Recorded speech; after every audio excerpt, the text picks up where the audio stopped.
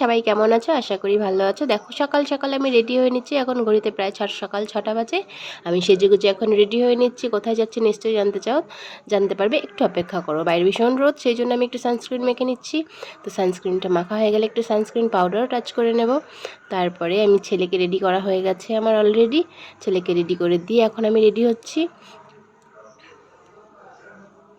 একটু সানস্ক্রিন পাউডারটা টাচ করে নেবো, একটু হালকা কাজল আর একটু হালকা লিপস্টিক আর একটুখানি সিঁদুর, হয়ে গেল আমার সাজ কমপ্লিট। ব্যাস, এর বেশি আমি সাজি না। তো এইটুকুনি আমার সাজগোজ, আমার সাজ কমপ্লিট।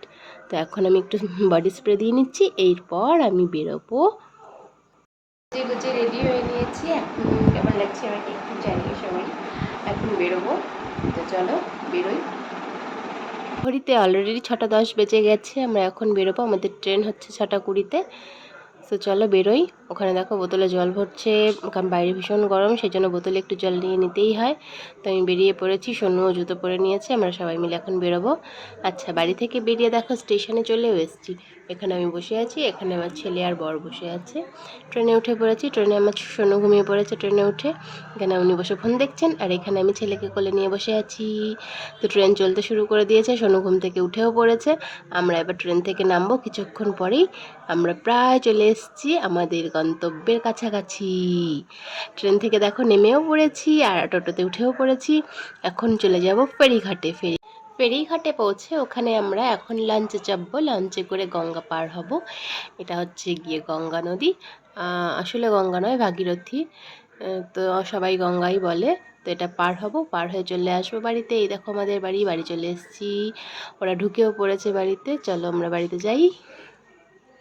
বাড়ি আসার পরে মা সকালে আমাকে সোনুকে খেতে দিয়েছে, জামাইটা রেডি করছে। আর আজ যেহেতু জামাই ষষ্ঠী, তো দুপুরের রান্নাবান্না চলছে, মা রান্না করছে, ভাজাভুজি চলছে। এদিকে ভাত হয়ে গেছে, আর এদিকে দেখো মাটন আর ইলিশ মাছ আছে, এগুলো দুপুরে রান্না হবে। তো মার দেখো রান্নাবান্না সমস্ত কমপ্লিট করে জামাইয়ের জন্য বাটিতে বাটিতে সব কিছু গুছিয়েও নিয়েছে। এদিকে দই আছে হাঁড়িতে ঠান্ডা। আচ্ছা, সাজিয়ে গুছিয়ে জামাই ষষ্ঠীর দিন জামাইকে মা খেতেও দিয়ে দিয়েছে। আমার বর খেতে বসে পড়েছে, আমিও ছেলেকে খাওয়াবো, নিজে খাবো। খেয়ে দিয়ে একটু বিশ্রাম নিয়ে আমরা বেরিয়ে পড়েছিলাম বিকেলবেলা ঘুরতে। তো আমি নর্মাল একটা ছাপার শাড়ি, সুতির শাড়িই পরেছি। এই গরমে বেশি কিছু সাজগোজ বা ভারী কিছু পরতে ইচ্ছা হচ্ছিল না। তো আমরা এখন টোটো করে চলে যাচ্ছি 108টা শিব মন্দির। এই দেখো কালনার 108টা শিব মন্দির। আমরা পৌঁছে গেছি, ভেতরে ঢুকেও পড়েছি। এখানে দেখো বাইরে একটা রাউন্ড, ভেতরে একটা রাউন্ড, দুটো রাউন্ড মিলিয়ে এখানে আছে 108টা শিব মন্দির। আর এই বাইরের রাউন্ডে প্রত্যেকটা মন্দিরে একটা ঠাকুর, একটা শিব ঠাকুর কালো, একটা শিব ঠাকুর সাদা। আর ভেতরের রাউন্ডে যে শিব ঠাকুরগুলো আছে, সেই শিব ঠাকুরগুলো সবকটাই সাদা, কিন্তু প্রত্যেকটা মন্দিরের শিব ঠাকুরগুলো একটা রাউন্ড তুমিও ঘুরবে, শিব ঠাকুরগুলোও ঘুরবে। প্রত্যেকটা মন্দিরের শিব ঠাকুরগুলো একটু একটু একটু করে ঘুরতে ঘুরে ঘুরে ঘুরে ঘুরে আবার সেম পজিশনে চলে আসবে। এটাই হচ্ছে গিয়ে ভেতরের রাউন্ডের মন্দিরের বিশেষত্ব। আমি একটু ঘুরে ফিরে দেখছি, যদিও এখানে আমি ছোটোবেলা থেকে অনেকবার এসেছি, আমাদের বাড়ি থেকে খুব কাছেই, এটা 5-7 মিনিট লাগে হয়তো। তো ভীষণ গরম, আমি পুরো ঘেমে গেছি।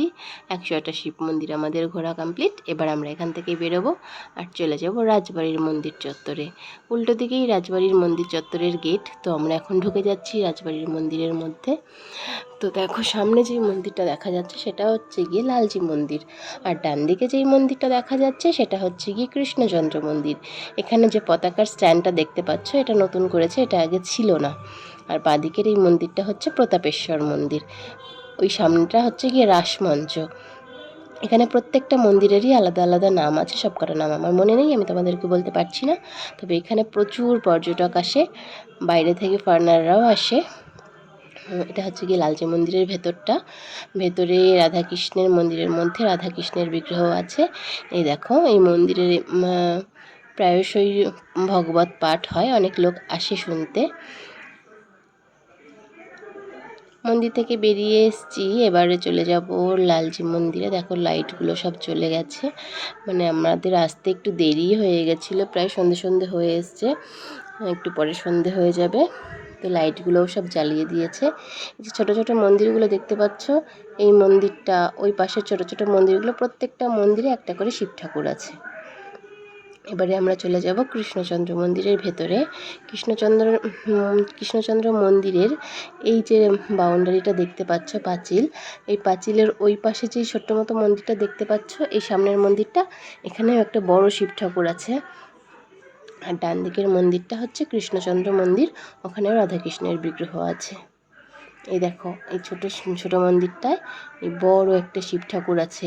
এটা কিন্তু মানে একটা মানুষের থেকেও বড় সাইজের।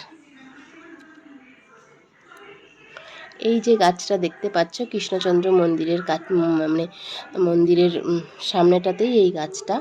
এই একটা গাছের গোড়ার মধ্যে কিন্তু অনেকগুলো গাছ আছে, যেমন বট, অশ্বত্থ, কাঁঠাল, খেজুর গাছ, নিম গাছ, এরকম অনেকগুলো গাছ আছে ওই একটা গোড়ার মধ্যে।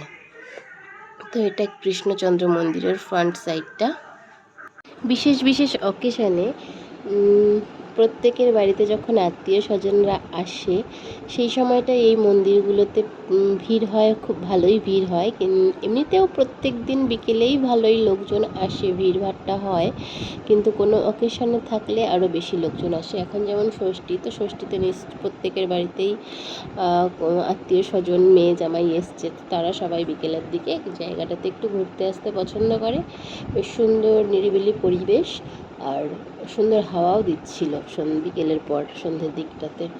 দেখো কত লোকজন এসছে ঘুরতে, তো সবাই ফটো তুলছে, ভিডিও করছে, আমিও একটু ভিডিও করে নিয়েছি। আর কৃষ্ণচন্দ্র মন্দিরের কার্নিশে দেখো কত পায়রা বসে আছে, সমস্ত পায়রাগুলো এখানেই থাকে, ওদের বাসা বানিয়ে নিয়েছে। মন্দির থেকে ঘুরে আমরা চলে এসেছি ফুচকার দোকানে। এখন একটু ফুচকা খেয়ে নেব। টক ফুচকা আর খাবো না, মানে অল্প করে একটু দই ফুচকা খাবো, কারণ দুপুরের খাওয়াটা খুব হেভি হয়ে গেছে। তাই একটু দই ফুচকা খেয়ে একটা কোল্ড ড্রিঙ্কস নিয়ে বাড়ি চলে যাব। তো আমরা ফুচকা খাই, তোমরা দেখতে থাকো।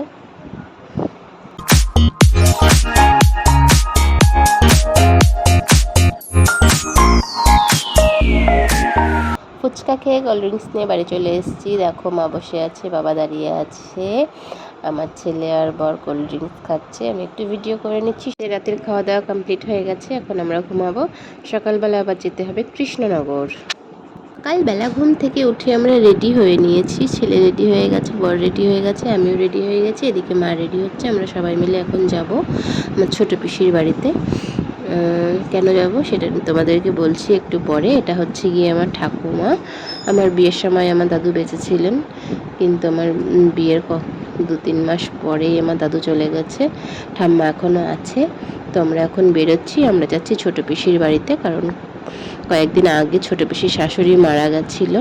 আজকে সেই শাশুড়ি মানে পিসির শাশুড়ির শ্রাদ্ধের কাজ আর কি। তো আমরা সেই জন্য যাচ্ছি বাপের বাড়িতে। আর বেশি দিন থাকা হলো না, ওই একদিন থাকলাম। পরের দিন আমরা সবাই মিলে আবার ফেরিঘাটে এসেছি, গঙ্গা পার হব, পার হয়ে চলে যাব পিসির বাড়ি। তো আমি, মা, বাবা আর আমার বর আর ছেলে যাচ্ছি, ভাই যাবে না। আর বাকিরা মানে কাকা কাকি ঠাকুমা একটু পরে যাবে, কাকার কাজ আছে, সেই জন্য আর বেরায়নি আমাদের সাথে। দেখো আমরা বাসে উঠে পড়েছি, একদিকে আমি আর মা, আর একদিকে আমার বাবা, বর আর ছেলে বসেছে। বাস ছেড়েও দিয়েছে, বাস চলতে শুরু করেছে। তো আমরা পৌঁছে যাব একটু পরেই পিসির বাড়িতে। বাস থেকে নেমে টোটোয় করে চলে এসেছি পিসির বাড়িতে। এইদিকে বাবা টোটোর ভাড়া মেটাচ্ছে, আর আমরা চলে যাচ্ছি পিসির বাড়িতে। এইটা হচ্ছে পিসির বাড়িটি, আমরা এখন ভেতরে যাব, চলো ভেতরে যাই। যেহেতু আমি একটা কাজে ঢুকেছি, সেই জন্য পিসির বাড়িতেও থাকতে পারবো না। এই আজকেই আবার দুপুরবেলা খেয়ে দিয়ে বিকেলবেলায় চলে যাব বাড়িতে। তো আমরা ভেতরে ঢুকে পড়েছি পিসির বাড়িতে, যেহেতু অনুষ্ঠান ছোটো পিসির বাড়িতে। তো সেই জন্য এই যে এটা আমার বড় পিসি, এটা মেজো পিসি। তো আমরা সবাই এখন ছোটো পিসির বাড়িতে চলে এসেছি। এখানে আমার ছেলে আর ছোটো কাকার ছেলে লাফাচ্ছে, আর এখানে যে সবুজ রঙের নাইটি পরে আছে ওটা আমার ছোটো পিসি, ওই পিসিরই বাড়ি এটা। এদিকে জামাইবাবু, মা, জেঠি সবাই বসে আছে। আর এইদিকে আমার ছেলে তার পার্টনার পেয়ে গেছে খেলার সাথী, সেই জন্য ওর খুব মজা, ও খেলতেও শুরু করে দিয়েছে। বাইরে প্রচণ্ড গরম, সেই জন্য সবাই মিলে একটা ঘরের মধ্যে ঢুকে দরজা জানলা বন্ধ করে এসি চালিয়ে বসে আছে, কারণ বাইরে এতটাই গরম, বাইরে যাওয়াই যাচ্ছে না। এটা হচ্ছে গিয়ে ছোটো কাকি। ছোটো কাকিকে তোমরা আগের ভিডিওতে দেখেছো, যারা আমার আগের ভিডিওগুলো দেখেছো। বছর যখন পিসির বাড়িতে এসেছিলাম তখন আমি পিসির বাড়ি নিয়ে একটা ব্লগ করেছিলাম। তো এটা হচ্ছে গিয়ে পিসিদের মন্দির, আর এই দিকটা হচ্ছে গিয়ে বেডরুমগুলো, আর এটা হচ্ছে ছাদে ওঠার সিঁড়ি। তো আমি এখন চান দান করে নেব, ফ্রেশ হয়ে রেডি হব। দুপুরবেলায় অনুষ্ঠান হবে, মানে অনুষ্ঠানের আয়োজন হয়েছে একটা বাড়িতে, মানে ভবন ভাড়া করা হয়েছে, তো সেখানে যাব। এইদিকে আমার ছেলে, মা, দাদু আর দিদার সাথে হারমোনিয়াম নিয়ে বসে পড়েছে। তো চান করে আমি রেডি হয়ে নিয়েছি। এদিকে কাকি, জামাইবাবু দাঁড়িয়ে আছে, ওরা সবাই চলে এসছে। এখন আমরা টোটোয় করে চলে যাব সেই অনুষ্ঠান ভবনে, যেখানে ভাড়া নেওয়া হয়েছে সেখানে। তো আমরা চলে এসেছি। এখানে প্রচণ্ড গরম, থাকা যাচ্ছে না। কোনো রকমে খেয়ে আমরা এক্ষুনি চলে যাব এখান থেকে। এই যে মা বসে আছে, আর এইটা হচ্ছে গিয়ে পিসির শাশুড়ি।